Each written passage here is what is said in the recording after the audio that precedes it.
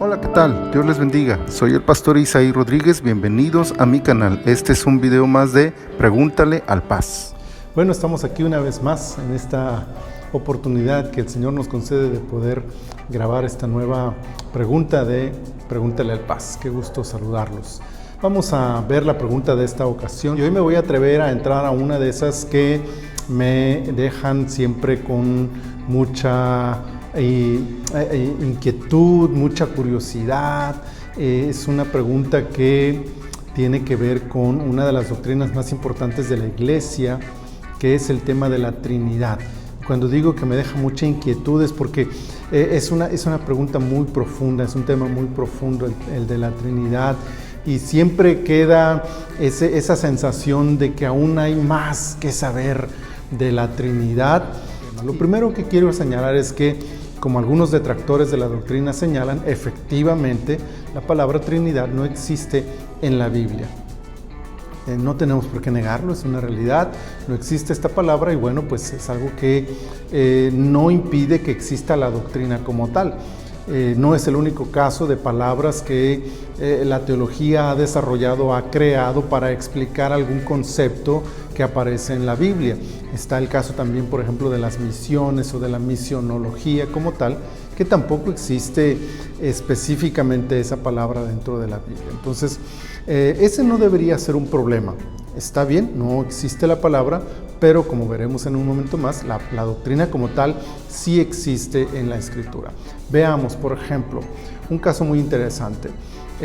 Génesis capítulo 1, versículo 26, nos dice que Dios, cuando crea al hombre, dice: hagamos al hombre a nuestra imagen y a nuestra semejanza. Y la pregunta es, ¿por qué hagamos? ¿Por qué no voy a hacer? ¿O por qué no haré? Hay una expresión ahí de integridad, hay una expresión ahí de equipo. Por no señalar también, por ejemplo, que en el idioma original, incluso la misma palabra Dios, desde el versículo 1 de ese capítulo 1 de Génesis, es una palabra que está escrita en plural en el hebreo original.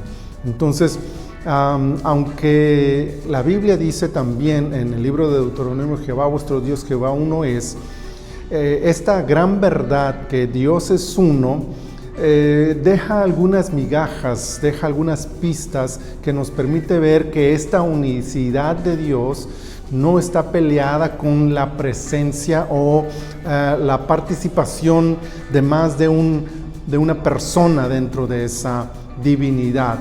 Por ejemplo, está también otro caso cuando el ángel de Jehová, que aparece en algunas ocasiones en el Antiguo Testamento, recibe una adoración. Pero hay otros ángeles que no reciben esa adoración y que incluso la rechazan. No me adores, le dicen a algunos personajes a los que se aparecen en la Biblia. Entonces, ¿quién es este ángel que sí recibe adoración? Porque claro está también en la Biblia que solo hay un Dios y solo Él merece adoración.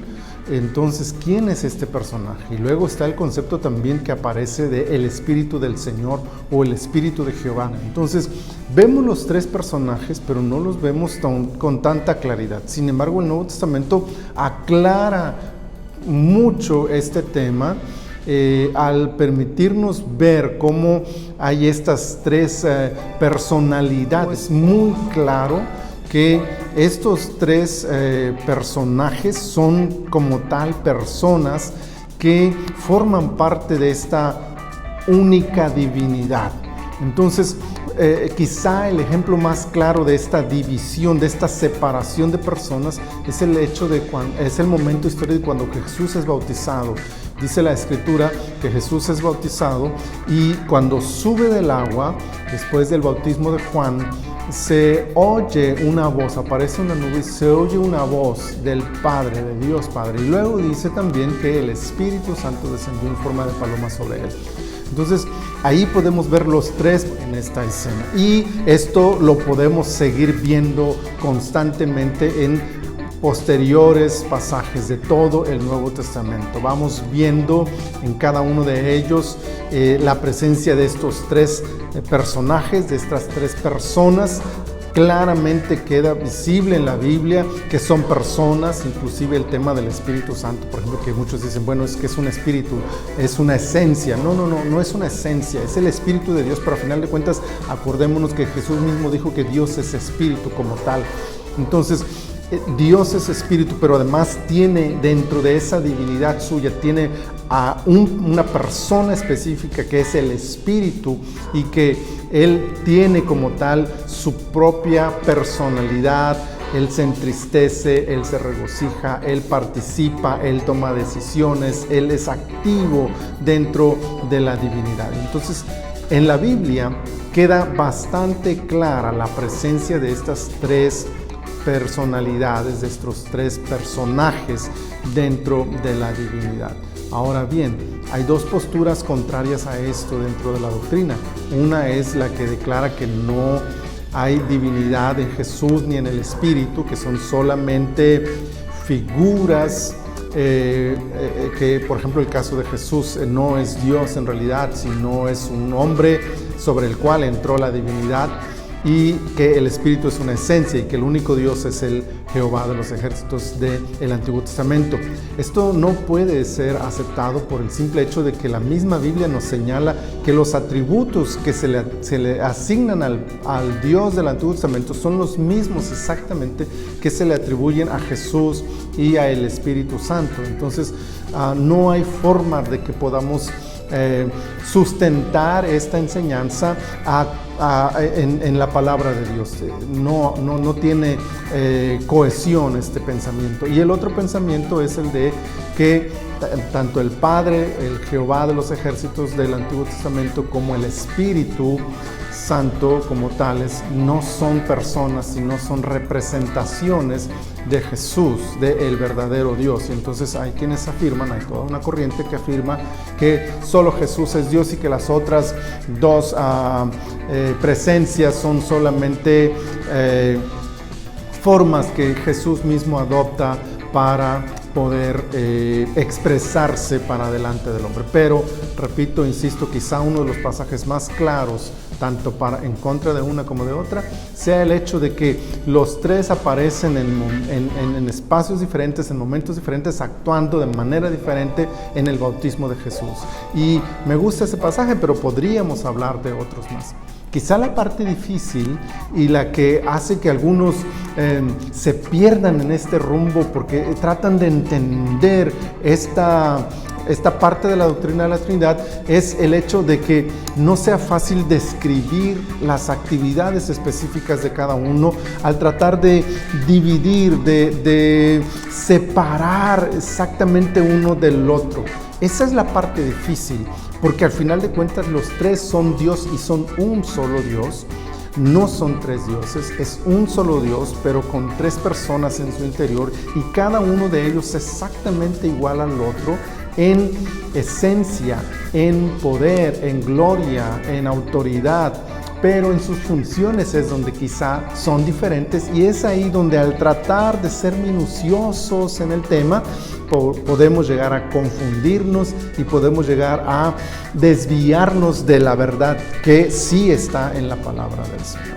Entonces, recordemos que nuestra doctrina, o que la doctrina de la Iglesia, no debe basarse en nuestras suposiciones o en nuestras imaginaciones, sino debe fundamentarse en lo que la Biblia dice, aunque no lo alcance a entender del todo. Y ese es mi punto final. La Biblia sí nos enseña la presencia de tres personas dentro de una sola divinidad. Es un solo Dios, pero son tres personas dentro de esa divinidad. Los tres exactamente iguales, los tres con los mismos atributos, pero sí es claro también que los tres tienen alguna función diferente en relación a su actividad para con el hombre. Eso es lo que tendríamos que analizar un poco más con cuidado y quizás reconocer que no tenemos mucho fundamento para establecer tajantemente este es el Padre, este es el Hijo y este es el Espíritu Santo, porque al final de cuentas su unión es tan fuerte, tan profunda, tan grande que yo creo que tendríamos muchas dificultades para poder agarrar un microscopio y querer separarlos. Mira, este es el Padre, este es el Hijo y este es el Espíritu. Es muy difícil porque están tan unidos, están tan compenetrados, es tan fuerte su unidad que realmente nuestra mente finita, dije ya, nuestra mente limitada, no alcanza a comprender esto que está muy, muy dentro de la gloria de Dios, de lo maravilloso que es Dios y que no podemos nosotros llegar a comprender. Entonces, esa es la parte que les dije al principio, que me causa mucha curiosidad. Yo también quisiera saber, yo también quisiera poder entender algunas de estas partes, pero realmente es muy difícil separar a la divinidad, ¿no? Ha habido muchos ejemplos para tratar de explicarla, pero cada uno de ellos se queda corto realmente ante la grandiosa característica de este ser trino, de este ser único, poderoso, pero que al mismo tiempo está formado por tres personas. ¿Qué nos queda? Nos queda sostenernos en la palabra del Señor. Nos queda sostenernos en lo que la Biblia enseña, aunque no lo alcancemos a entender tan a detalle como nosotros quisiéramos. Y entonces cuando nos sometemos a la autoridad de la Biblia, cuando aceptamos lo que la Biblia diga, aunque yo mismo no lo alcance a entender del todo, entonces vamos a aceptar la doctrina de la Trinidad, porque está en la Biblia, está muy clara, está muy presente en la Biblia. Y entonces pues nosotros podemos estar tranquilos en ese tema. Dios es un Dios único, pero con tres personas en esa divinidad. Y es un honor y es un privilegio adorarlo, bendecirlo, servirle y agradecerle todos los días la vida que Él nos regala en esta tierra y la eternidad que nos ofrece con Él en el cielo. Gracias por acompañarme hasta el final de este video. Les invito a compartirlo, a darle like y a suscribirse a mi canal. Recuerden que pueden seguirme en todas mis redes sociales y no olviden dejarme sus comentarios y preguntas para una nueva edición de Pregúntale al Paz. Hasta la próxima.